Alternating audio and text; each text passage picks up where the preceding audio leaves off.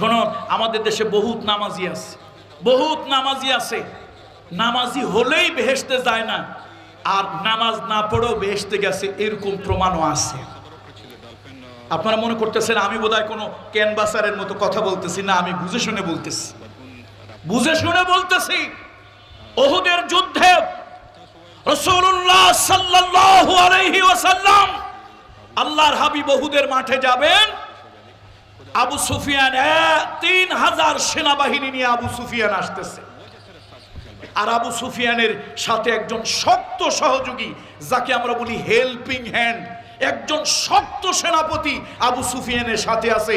জগৎ বিখ্যাত সেনাপতি, তার নাম হলো হযরত খালিদ বিন ওয়ালিদ রাদিয়াল্লাহু, বলেন না রাদিয়াল্লাহু তাআলা আনহু।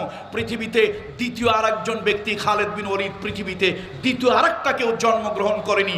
আল্লাহ তাআলা তার তকদিরের ভিতরে, আল্লাহ তাআলা তার কপালের মধ্যে রাজ টিকা দিয়েছিলেন, বিজয়ের টিকা আল্লাহ তাআলা তার তকদিরে লিখে দিয়েছিলেন। তার ললাটে আল্লাহ তাআলা লিখে দিয়েছিলেন খালিদ বিন ওয়ালিদ কাফের মুশরিক থাকা অবস্থায় এবং মুমিন থাকা অবস্থায় কোন যুদ্ধে আল্লাহ তাআলা তাকে পরাস্ত করেন। খালিদ বিন ওয়ালিদ রাদিয়াল্লাহু তাআলা তখনও তিনি মুশরিক। আবু সুফিয়ানের সাথে এসেছে তার হেল্পিং হ্যান্ড রাসূলুল্লাহ সাল্লাল্লাহু আলাইহি ওয়াসাল্লাম। আল্লাহর হাবিব হয়রান হয়ে যাচ্ছেন। নবীজির কাছে গোয়েন্দা খবর এলো 3000 লোক নিয়ে আসতেছে, আধুনিক অস্ত্র, ঘোড়া এবং উট আছে। রাসূলুল্লাহ সাল্লাল্লাহু আলাইহি ওয়াসাল্লাম আউস, খাজরাজ, বনু সালামা, বনু কুরাইজা সব মিলে রাসূলুল্লাহ সাল্লাল্লাহু আলাইহি ওয়াসাল্লাম 950 সেনাবাহিনী তৈরি করলেন, মাত্র 950। অবশ্য কোন ঐতিহাসিকেরা বলেছেন 1000। আচ্ছা 1000ই ধরে নিলাম, যদিও অনেকে বলেছেন 950। রাসূলুল্লাহর লোক ম্যানেজ হচ্ছে না। একজন বুড়ো মানুষ হযরত আমর ইবনুল জুমুহ, আপনার কলিজায় যতটুকু মোহাব্বত আছে সবটুকু জমা করেন, এবার পড়েন রাদিয়াল্লাহু তাআলা আনহু। আমর ইবনুল জুমুহ বয়স্ক মানুষ, বুড়া মানুষ, একটা পা একটু সমস্যা। আমরা সাহাবীদের শানে কথা বলবো না যে তিনি ল্যাংড়া, এই শব্দটা একটু অসুন্দর। কি শব্দটা কি বলেন তো? অসুন্দর। সাহাবীদের শানে আমরা অসুন্দর কোনো শব্দ ব্যবহার করতে চাই না। আল্লাহ আমাদের জীবন রাসূলুল্লাহর কদমে কোরবানি হোক। রাসূলুল্লাহর সাহাবীরা হলেন দুনিয়ার সর্বশ্রেষ্ঠ মানুষ, মানুষদের ভিতরে সবথেকে ভালো এবং আল্লাহর কাছে গ্রহণযোগ্য মানুষ। রাসূলুল্লাহর সাহাবী আমর ইবনুল জুমুহ বুড়ো মানুষ, আবার একটা পাও কি মাজুর, ল্যাংড়া বললাম না, শব্দটা সাহাবীর শানে অসুন্দর লাগতেছে। মাজুর মানে একটা পা একটু সমস্যা আছে, দোষ আছে, অথবা ইংরেজিতেই বলি তিনি একটু ফিজিক্যালি ডিসএবল, একটু প্রবলেম তার আছে। রাসূলুল্লাহর কাছে এসে বলছি, ইয়া রাসূলুল্লাহ আপনার তো সেনাবাহিনী তৈরি হয় নাই। ইয়া রাসূলুল্লাহ আমার ছেলে ছিল দিয়েছি, বংশের যা ছিল বনু সালামার সব দিয়েছি, আপনার তো লোক হয় নাই, 3000-এর বিরুদ্ধে আপনি কেমনে লড়বেন? ইয়া রাসূলুল্লাহ আপনি আমাকে নেন। নবীজি বলছে না, আল্লাহ তাআলা এখন পর্যন্ত বুড়ো মানুষ, এখন পর্যন্ত শিশুদেরকে, এখন পর্যন্ত নারীদেরকে যুদ্ধে নেওয়ার জন্য, জিহাদে নেওয়ার জন্য আল্লাহ তাআলা আমাকে নির্দেশ দেয় নাই, সুতরাং তোমাকে নেওয়া যাবে না। সাহাবী বলছি, ইয়া রাসূলুল্লাহ আমার চামড়াটা আর বয়সটা বুড়ো হইল, মনটা কিন্তু আমার বুড়ো হয় না। হুজুর আপনি আমাকে নেন। রাসূলুল্লাহ বলছেন না, তোমাকে নেওয়া যাবে না, তোমার একটা পা একটু ওজর আছে, তুমি মাজুর, সমস্যা। আমর ইবনুল জুমুহ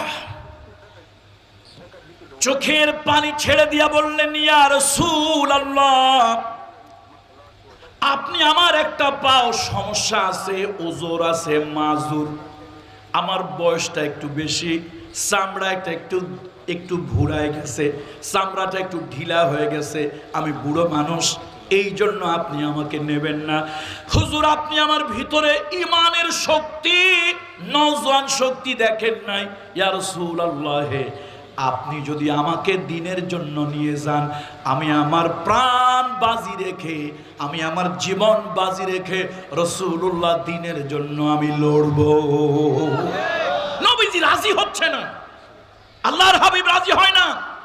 বুড়োর দিলের ভিতরে, বুড়ো সাহাবীর দিলের ভিতরে পাওয়ার কত ইয়া রাসূলুল্লাহ, আপনি আমাকে নেবেন না? আমি তো দেখতে পাচ্ছি, আমার অন্তর্দৃষ্টি দিয়ে দেখতে পাচ্ছি, আমি আল্লাহ রাসূলের জন্য উহুদের প্রান্তরে যুদ্ধ করেছি, আর সেই যুদ্ধে আমি শহীদ হয়ে গিয়া আমার এই খোড়া পাউটা দিয়া খোড়ায়া খোড়ায়া হাসতেছি, আল্লাহর জান্নাতে ঢুকতেছি। আবেগে রাসূলুল্লাহর চোখে পানি চলে আসছে। রাসূলুল্লাহ বলেন, যাও, তোমাকে নেওয়া হলো, যুদ্ধের জন্য তোমাকে আমি রিক্রুট করলাম, আমার সেনাবাহিনীর ভিতরে তুমি বুড়ো মানুষটাও থাকবে। আমর ইবনুল জুমুহ তিনি হলেন বনু সালামার বংশের মুরব্বী, গোত্রপতি। রাসূলুল্লাহ হয়ে যাবে, এরকম আছে না? এরকম কিছু মহিলার আছে মাশাআল্লাহ, দেখতে শুনতে যতটা মেকআপ সেকআপ দিয়া চেহারা যত ভালো বানান, অনেক মা খালা চাচিরা বোনেরা আছেন, রাগ করিয়েন না, আল্লাহর রাস্তে রাগ করেন না, কথাবার্তাগুলি ওই পরিমাণে খারাপ। আমর ইবনুল জুমুহ রাদিয়াল্লাহু তাআলা আনহুর কথা শুনে হিন্দ বিনতে আমর বিন হিশাম বলল, আরে তোমার মতো একটা বুড়া মানুষ যাবে যুদ্ধে, তাহলে তো কাম সারছে। তুমি যে যুদ্ধের নাকাড়া, যুদ্ধের দামামা, যুদ্ধের ঘন্টা যখন বেজে উঠবে আর তরবারির যখন ঝনঝনানি আওয়াজ হবে, আরে মিয়া তুমি তো ভয়তে মাঠ ছেড়ে পালাবে। উনি মনে করছে বুড়ো মানুষ, উনি একটু রাগ হয়ে বলছে, শোনো, তুমি বুড়ো দেখে আমাকে ইনসাল্ট করছো, আমি চামড়ায় বুড়া হইতে পারি, বয়সে বুড়া হইতে পারি, আমি কিন্তু ইমানে বুড়া না। বউ তারপরে বলতেছে, তোমার না যাওয়াই ভালো। আমর ইবনুল জুমুহ রাদিয়াল্লাহু তাআলা আনহু আকাশের দিকে দুইখানা হাত তুললেন, আকাশের দিকে দুইখানা হাত তুললেন, আল্লাহর কাছে দোয়া করলেন, আল্লাহুম্মা লা তারুদ্দুনি ইলা আহলি, এই আরশের মালিক, তোমার কাছে ফরিয়াদ করছি, এই পরিবারের কাছে তুমি আর আমাকে ফিরিয়ে আনিও না। দোয়া কিন্তু মঞ্জুর হয়ে গেছে, দোয়া কিন্তু মঞ্জুর হয়ে গেছে।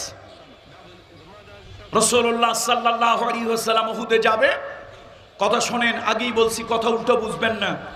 নামাজি লোক জাহান্নামী হচ্ছে আর বেনামাজি জান্নাতে যাচ্ছে। দলিল বাপের মন গড়া তাবিজ বেচা, আশ্চর্য মলম বেচার ওয়াজ না, দলিল ভিত্তিক কথা। বন্ধুরা আমার, রাসূলুল্লাহর পিছনে নামাজ পড়ে একজন লোক, আব্দুল্লাহ ইবনে উবাই ইবনে সুলুল। লোকটা ছিল কাট্টা মুনাফিক, এক কথায় বলা যায় নির্ভেজাল মুনাফিক, কোনো ভেজাল ছাড়া। মুনাফিকটা কোন মুনাফিক বলেন?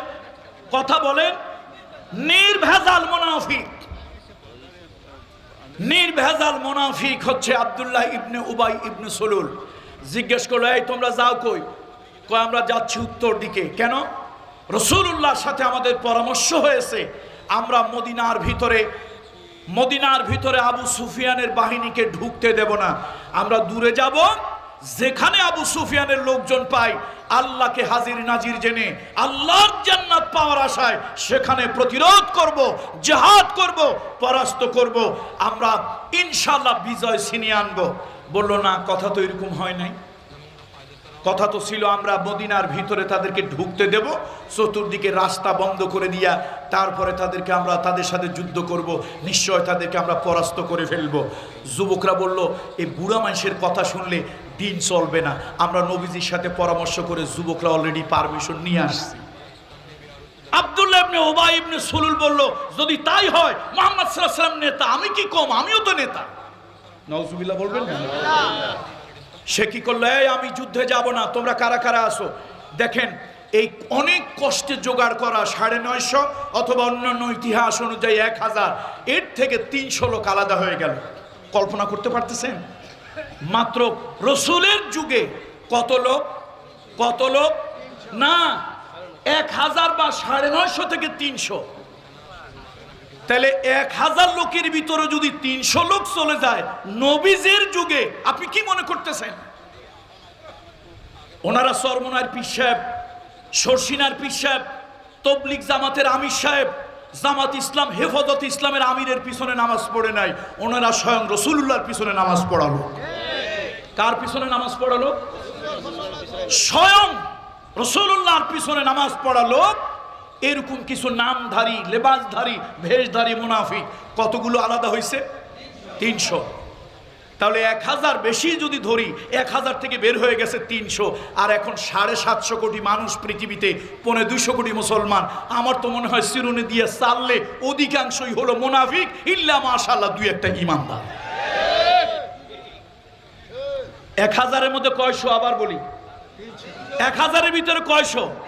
তো আমাদের ওই অনুপাতে হিসাব করলে, আর সেই যুগ তো এই যুগ না যে সরমনার পিসাবের পিছনে নামাজ পড়া, শর্ষিনার পিসাবের পিছনে নামাজ পড়া, টেকেরহাটের পিসাবের পিছনে নামাজ পড়া, তাবলিগি জামাতের আমির সাহেবের পিছনে নামাজ পড়া, হেফাজতে ইসলাম জামাত ইসলামের আমিরের পিছনে নামাজ পড়া। ওই জাতীয় মুসলমান না, স্বয়ং মুহাম্মদ রাসূলুল্লাহ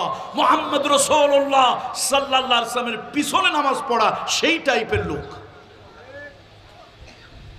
আব্দুল্লাহ ইবনে উবাই ইবনে সুলুল 300 লোক নিয়ে চলে গেল রাসূলুল্লাহর সাথে। কোন বর্ণনায় 650, কোন বর্ণনায় 700। রাসূলুল্লাহ উহুদের প্রান্তরে গেলেন। পৃথিবীতে একটি পাহাড়, আল্লাহ আপনাদের দোয়া, আমার মরহুম টেকরাটের মরহুম আল্লাহর ওলির দোয়া, ইলেমে আমি ছোট হলো আপনাদের দোয়া, আপনাদের এলাকার সন্তান, পৃথিবীর অনেক রাষ্ট্রে অনেক ঐতিহাসিক জায়গায় আল্লাহ তাআলা আমাকে নিয়ে এসেছে। কিন্তু একটা জায়গায় গিয়ে আমি বারবার আবেগী হয়েছি, আপনিও আবেগী হবেন। ওলামায়ে কেরামরা বুঝবে, আপনারা বুঝবেন না।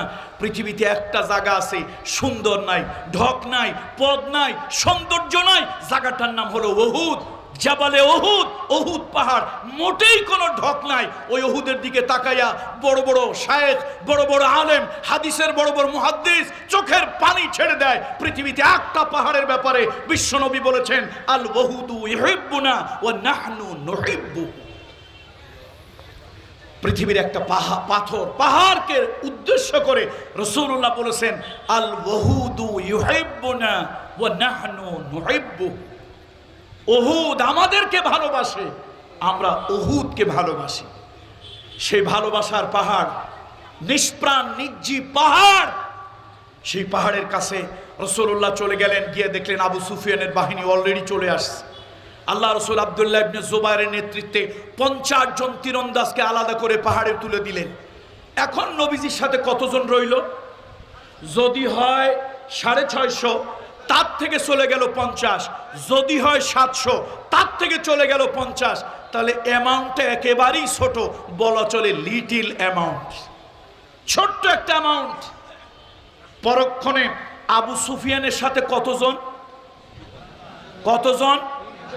এবং তার 1 নম্বরের সহযোগী, হেল্পিং হ্যান্ড, জগৎ বিখ্যাত যোদ্ধা, যেই যোদ্ধাকে আল্লাহ তাআলা তার কপালে একটা রাজ টিকা দিয়েছেন, যার জীবনে পরাজয় কি জিনিস সেটা তার জীবনে আসেনি। পরাজয়ের গ্লানি, পরাজয়ের অপমান, পরাজয়ের অসম্মান আল্লাহ তাআলা তাকে দেননি।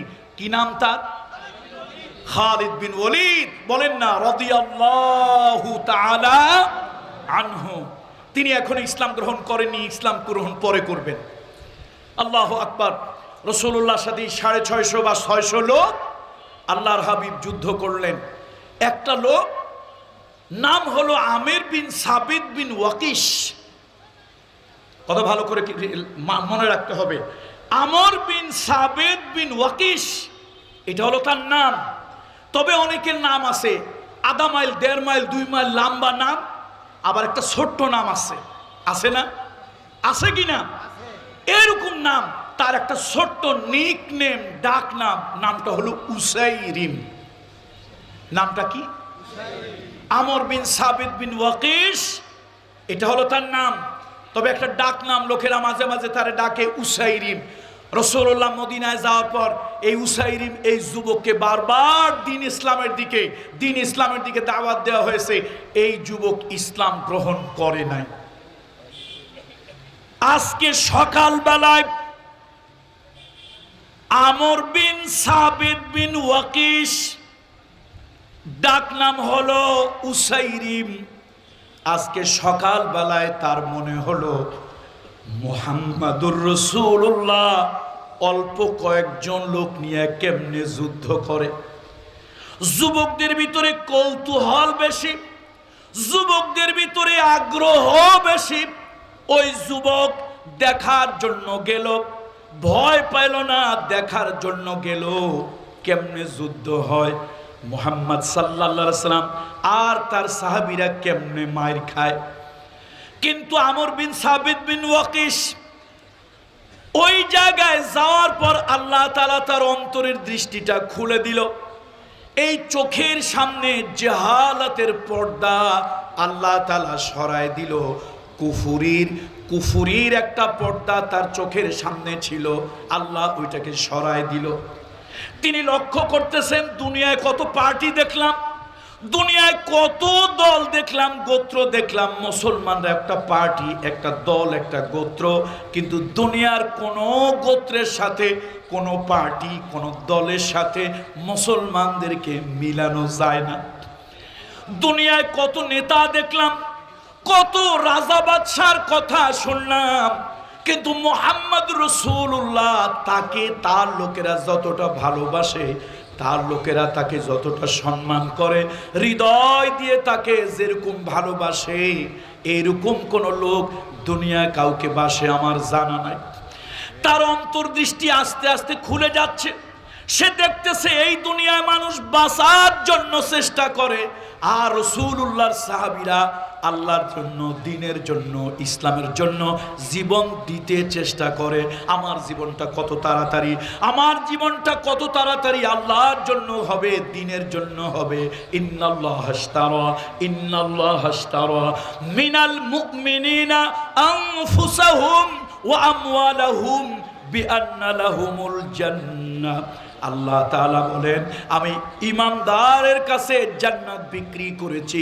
মুবাদালাতুশ শাইই বিশাই, মুবাদালাতুশ শাইই বিশাই, কোন জিনিসের পরিবর্তে জিনিস পরিবর্তন করা, হস্তান্তর করা, হাত বদল করার নাম হলো কেনা বেচা করা। আল্লাহ তাআলা কয়, শোনো, তোমার জান আর মাল আমি আল্লাহ নিয়েছি, আর বিনিময় আমি আল্লাহ তাআলা বেহেশতটা তোমারে দিয়ে দিছি। আল্লাহ। এখন আমর বিন সাবিত বিন ওয়াকিস কাফের, তবে যুবক, টকবগে যুবক, তার চোখের সামনে থেকে জেহালাতের পর্দা, কুফুরির পর্দা চোখের সামনে থেকে সরে যাচ্ছে। সে নিজেরই ডেকে বলতেছে, আমর বিন সাবিত বিন ওয়াকিস, এই উসাইরিম, দুনিয়া মানুষ বাঁচার জন্য লড়ে, আর এই মুহাম্মদ সাল্লাল্লাহু আলাইহি ওয়াসাল্লামের সাথে যে লোকগুলি আছে এরা তো মরার জন্য পাগল হয়ে গেছে। ব্যাপারটা কি? ব্যাপারটা কি? আরে দুনিয়ায় কত নেতা দেখছি, নেতার নাম শুনেছি, কিন্তু নেতার জন্য নেত্রী কর্মীরা জীবনটা বিলায় দেয়, রক্তটা বিলায় দেয়, কলিজাটা ছিঁড়ে দেয়, এটা তো দেখি নাই। এই উসাইরিম, তোর চোখের সামনের পর্দা খুলে দে। মুহাম্মদ সাধারণ নেতা নয়, ইসলাম সাধারণ কোন দল নয়। পাগলের মতো দৌড় মারছে বাড়িতে, পাগলের মতো দৌড় মেরেছে যুবক, কাফের যুবক। আমর বিন সাবিত বিন ওয়াকিস একটা দৌড় মেরেছে বাড়ি গিয়ে যুদ্ধের ড্রেসটা পরলো, যুদ্ধের পোশাকটা পরলো, এক হাতে ঢাল নিল, আর এক হাতে সেফটি সিকিউরিটির জন্য তরবারি নিল। ঘোড়াটা নিয়ে আবার উহুদের ময়দানের কাছে চলে আসছে। নিজেকে প্রশ্ন করলো, উসাইরিম, তুমি যে ময়দানে নামতেছো মুহাম্মাদের পক্ষ হয়ে সাল্লাল্লাহু আলাইহি ওয়াসাল্লাম, আচ্ছা তার জন্য তুমি কি করেছ? উসাইরিম নিজের প্রশ্নের জবাব নিজে দিল। আমি যদি আনুষ্ঠানিকভাবে মুসলমান হতে যাই, মুহাম্মদ সাল্লাল্লাহু আলাইহি ওয়াসাল্লামের এই দুর্দিন থাকবে না। সুসময় বন্ধু অনেকেই হয়, অসময় হায় হায় কেউ কারো নয়। আমার মুহাম্মদ সাল্লাল্লাহু আলাইহি ওয়াসাল্লামের এই দুর্দিন তো থাকবে না, আমার এখনই নামতে হবে। তবে আনুষ্ঠানিক ইসলাম আমাকে গ্রহণ করা হলো না। তিনি আকাশের দিকে তাকালেন, ও আরশের মালিক, আমি তোমাকে একক হিসেবে সাক্ষ্য প্রদান করছি, আমি তোমাকে আল্লাহ বলে মেনে নিচ্ছি। মুহাম্মদ রাসূলুল্লাহ তোমার পয়গম্বর, তোমার নবী, তোমার রাসূল বলে তাকে মেনে নিচ্ছি। এইটুকুতেই তুমি আমাকে মুসলমানের ভিতরে অন্তর্ভুক্ত করিও। যদি এই অবস্থায় আমি মৃত্যুবরণ করি, শাহাদাত বরণ করি, আমি কাফের নই। স্বীকৃতি, অন্তরের স্বীকৃতিতে মুসলমান। তোমার হাবিবের কাছে এই সংবাদটা পৌঁছায় দিও। নেমে গেছে যুদ্ধের মাঠে। কে নামছে ভাই? কে নামছে? আরে ডাকনামটা তো মনে আছে, বড়টা না মনে নাই। ডাকনাম কি? উসাইরিম। নেমে গেছে যুদ্ধের মাঠে। আল্লাহু আকবার। উহুদের ময়দানে শেষ দিকের কথা, যখন খালিদ বিন ওয়ালিদ রাদিয়াল্লাহু তাআলা আনহু কিছু যুবকদেরকে নিয়ে প্রথম তো আবু সুফিয়ানের বাহিনী পরাস্ত হলো, নেতার আনুগত্য না করার কারণে, নেতার নির্দেশ না মানার কারণে, সুশৃঙ্খল না থাকার কারণে, আল্লাহর নবীর পক্ষ থেকে কমান্ডটা সাহাবীরা বুঝতে ভুল করার কারণে নবীজির সাথে তারা বিরোধিতা করেননি, আল্লাহর হাবিবের হুকুম তারা লঙ্ঘন করেননি। আস্তাগফিরুল্লাহ, সাহাবীরা সেই প্রকৃতির নয়, বুঝতে তাদের ভুল হয়েছিল। নবীজি সবসময়ের জন্য বলেছিল, তারা মনে করছে নবীজি এই বিজয়ের গুরুত্ব পর্যন্ত ওই কথাটা বলেছে। যা হোক, 10 জন ছিলেন, 40 জন নেমে আসলেন। খালিদ বিন ওয়ালিদ উপর থেকে আক্রমণ করলো, আর সে আক্রমণে বিপর্যস্ত হয়ে পড়ল মুসলিম কমিউনিটি। রসুল্লাহর জলিল কদরের 70 জন সাহাবা শাহাদাত বরণ করলেন। তার মধ্যে নবীজির চাচা সাইয়্যিদুশ শুহাদা আমির হামজা রাদিয়াল্লাহু তাআলা আনহু আছেন। নবীজির অনেক লম্বা কথা আপনারা জানেন, অনেকবার শুনেছেন, আমিও বলেছি, ইউটিউবে আমার সে বক্তব্য আছে। রাসূলুল্লাহর মাথার মধ্যে লোহার টুপিটা ভেঙে, হেলমেটটা ভেঙে ঢুকে গিয়েছিল। এটা কে তুলতে পারবে? নবীজিকে ব্যথা না দিয়ে কে তুলতে পারবে? সেই যুগে তার হাসপাতাল, অপারেশন থিয়েটার নাই। আবু বকর সিদ্দিক চিন্তা করলো, একটা পাগল রে দিয়ে কাজ করা যাবে। নবীজির জন্য খালেস পাগল, নবীজির জন্য খালেস পাগল, জীবনটা আল্লাহর হাবিবের জন্য উৎসর্গ করেছে। নেতাগিরি ছেড়েছে, ঘর ছেড়েছে, ইজ্জত ছেড়েছে, সম্মান ছেড়েছে, ব্যবসা ছেড়েছে, একমাত্র রাসূলুল্লাহর গোলাম হওয়ার জন্য। আর তুমি মিয়া মাথায় টুপি দিয়ে হেঁটে বেড়াও, কোরবানি দিনে কোরবানি দাও। আরে তুই তো বেটা একটা কাট্টা মুনাফিক। তুই দিনের জন্য, ইসলামের জন্য দল ছাড়তে পারিস না, আলেমদের বিরোধিতা ছাড়তে পারিস না, অন্যের উপরে মামলা হামলা করা ছাড়তে পারিস না, তুই পরিচয় দিস মুসলমান। আরে নবীজির যুগে 1300 মুনাফিক বের হয়ে গেছে। ওই যুগ যদি হিসাব হইতো তো তোর 14 গোষ্ঠী মুনাফিক পাওয়া যেত। বন্ধুরা আমার, রাসূলুল্লাহ সাল্লাল্লাহু আলাইহি ওয়াসাল্লামের মাথা থেকে লোহার এই ভগ্ন অংশ উঠাতে হবে, না হলে হাবিবে কিবরিয়া রক্তক্ষরণ হচ্ছে, বাঁচানো যাবে না। আবু বকর সিদ্দিক তার অন্তরের দৃষ্টিটা দিয়া বুঝলো এই কাজ একটা পাগলরে দিয়া সম্ভব। আবু উবাইদা ইবনুল জাররাহ কলিজার মোহাব্বত নিয়ে পড়েন রাদিয়াল্লাহু তাআলা আনহু। এই মানুষদের পায়ের ধুলা 1000 বার যদি আমরা জন্মগ্রহণ করি, তাদের কদমের ধুলার মূল্য মর্যাদা আমাদের হবে না। আবু উবাইদা ইবনুল জাররাহ রাসূলুল্লাহর মাথা থেকে কয়রা উঠাতে গিয়ে 2টা দামদান উহুদের মাঠে শহীদ হয়ে গেল।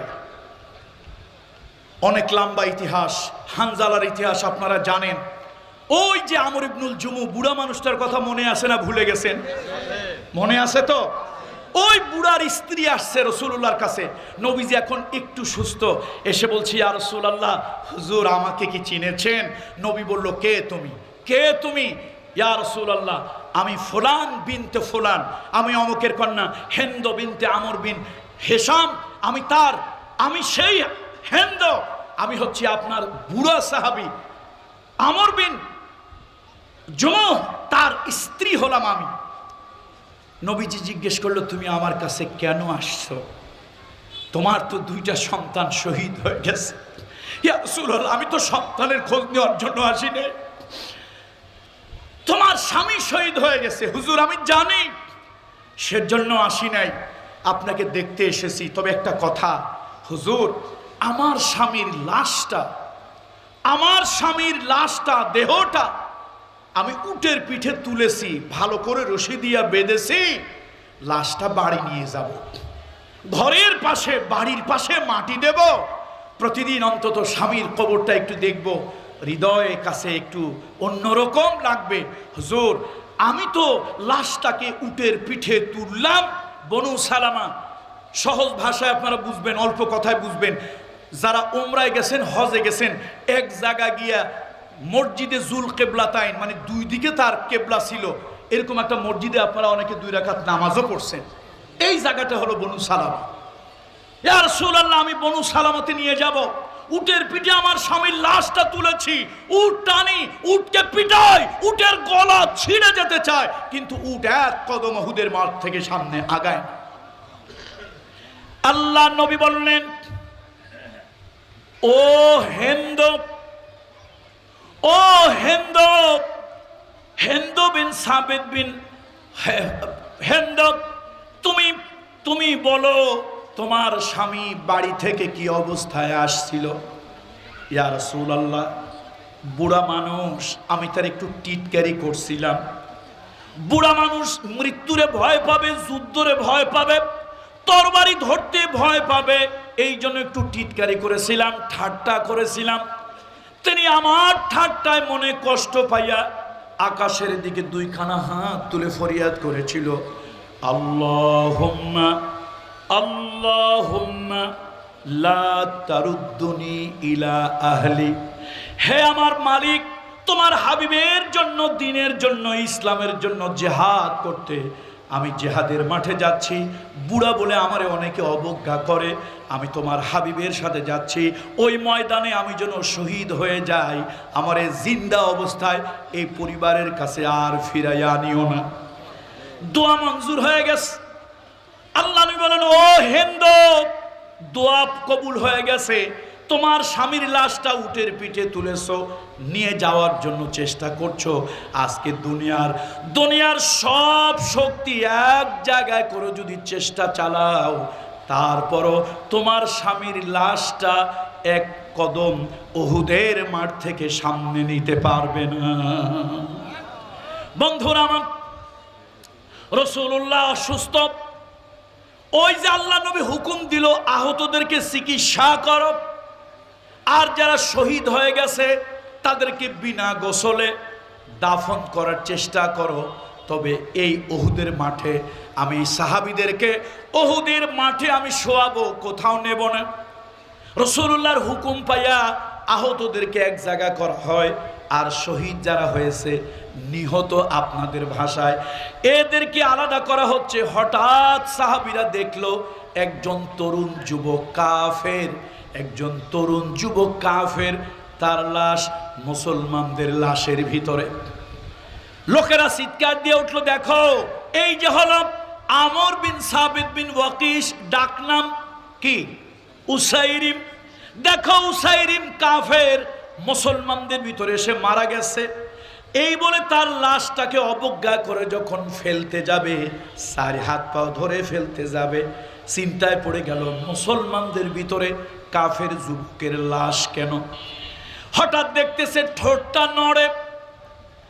একজন সাহাবী উসাইরিমের ঠোঁটের কাছে কান নিয়ে গেল, ও উসাইরিম, তোমার ঠোঁট কেন নড়ে?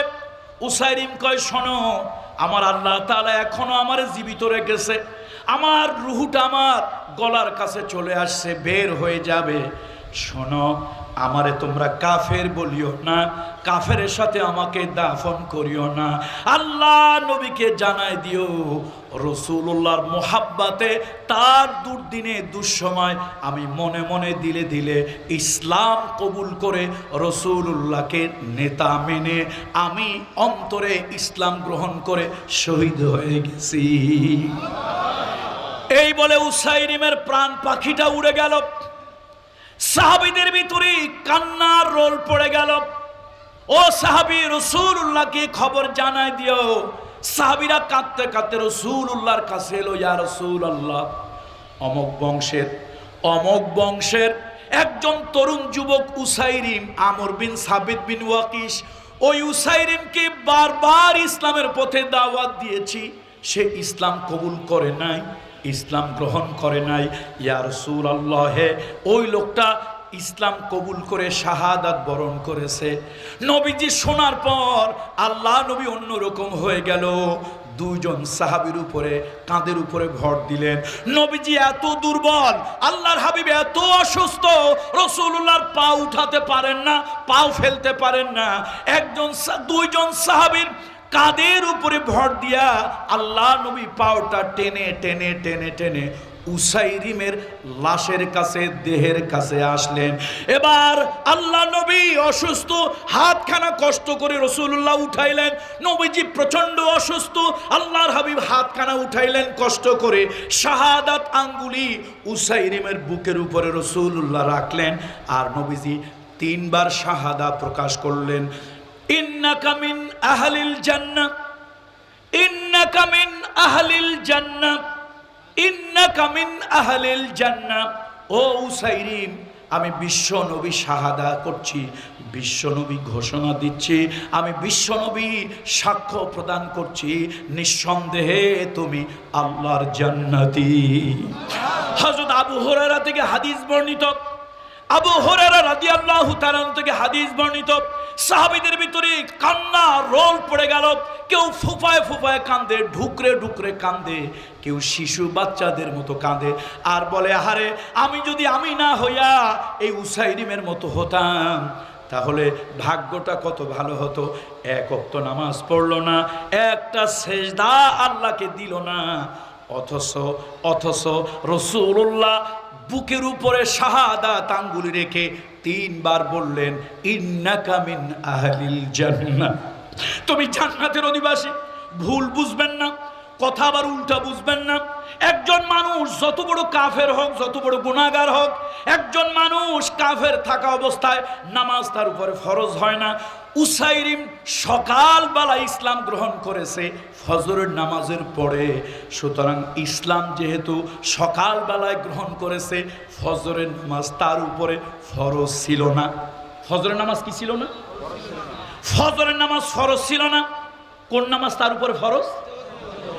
ঈমান আনার পর, ইসলাম গ্রহণ করার পর একজন মুমিনের উপরে সর্বপ্রথম যেটা, কালেমা গ্রহণ করার পর 80 বছরের একজন বুড়া মানুষ, 80 বছরের একজন বুড়া মানুষও যদি মান ক্বালা লা ইলাহা ইল্লাল্লাহ গুফিরা লাহু মা তাকাদ্দামা মিন যামবিহি, 80 বছরের একজন বুড়াও যদি আল্লাহর দ্বীনের কালেমাটা সঠিকভাবে ঈমান সহকারে যদি সঠিকভাবে বুঝ নিয়া যদি পড়ে, রাসূলুল্লাহ বলেছেন তার 80 বছরের জিন্দেগির সব গুনাহ আল্লাহ মাফ করে দেয়।